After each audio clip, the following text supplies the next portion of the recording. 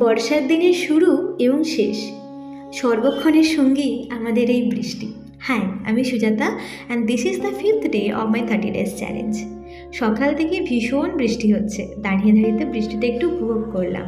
আজকে সকালে পছন্দের জলখাবার খেয়েছি। এখন আমি প্রতিদিনই এই ডিটক্স ওয়াটারটা খাচ্ছি, বেশ ভালো লাগছে।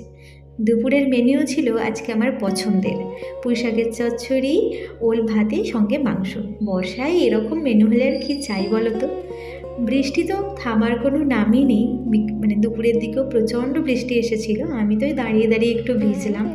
বিকালবেলা আমি আর মা একটু বেরিয়েছিলাম, একটা কাজ ছিল বাজারের দিকে। ফেরার সময় এত মোমো খেতে ইচ্ছা করছিল যে খেয়েই নিলাম। আজকে রাত্রিবেলাও খেয়েছিলাম বৃষ্টির স্পেশাল ডিশ খিচুড়ি। তারপর শুয়ে শুয়ে একটা মুভি দেখছিলাম, স্নো কুইনের। এই মুভিটা আমার ভীষণ পছন্দের।